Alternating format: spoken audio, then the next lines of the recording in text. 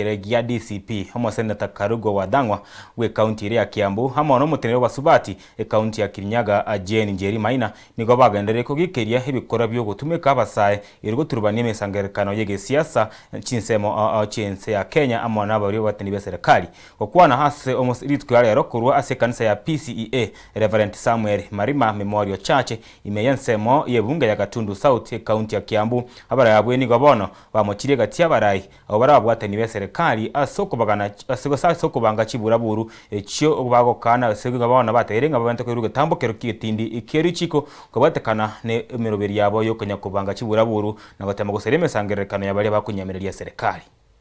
Kule Homa Bay watu walinda mwananchi walikuwa wanapeleka kampeni zao huko, na goons wameachiliwa, wanawatoa waheshimiwa kwa mahoteli, wanawakimbisha, na ni sababu wale watu walinda mwananchi wameenda pale ni watu wa one term. Sisi juzi tulikuwa pale Nakuru siku ya Friday na Jumamosi, na sisi pia His Excellency na magari yake wote pia tulipigwa pale na watu wa goons. Sisi tukiwa tumesimama kwa kanisa tungetaka kukemea goonism. Tuambie Mheshimiwa William Ruto, kama umeshindwa kukarabati nchi, sio lazima ungoje 2027. Sio lazima ungoje kama umeshindwa kuweka heshima na kuweka usalama katika nchi hii. Sababu lazima kila mtu atembee mahali anataka. Si ni kweli? Sisi tumekuja hapa. Hapa hakuna vita. Hapa hamna. Na hapa ni nyumbani kwa chama ya Mugathe ilikuwa sisi. Ndio maana tungetaka kuambia Matiang'i, sababu tumepigwa na mbunge wake kule Nakuru wa Jubilee, tumwambie chama hiyo ya Jubilee hapa nyumbani haina vita, usichukue chama ya Uhuru uende kuiharibia jina huko. Si ndio?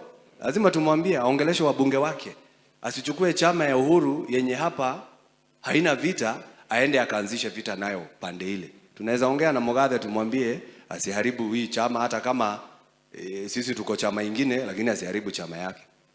Tumeona kule Homa Bay Linda Mwananchi wameenda pale, kina Babu Owino, kina Sifuna na wengineo.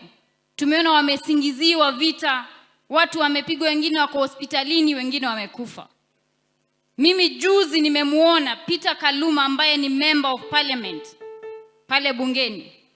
Peter Kaluma amesema mtu yeyote ambaye hata support serikali pale apitwe na yeye.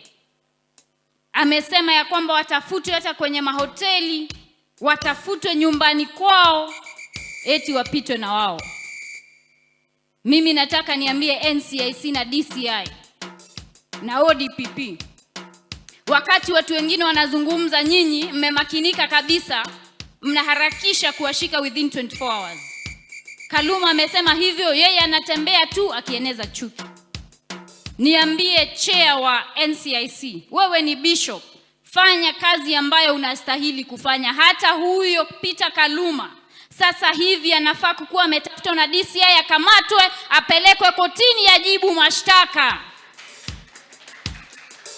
Manake hata kama tuko kwenye animal kingdom, katiba yetu ya Kenya ya 2010 inasema article 27:1 ya kwamba every person is equal before the law.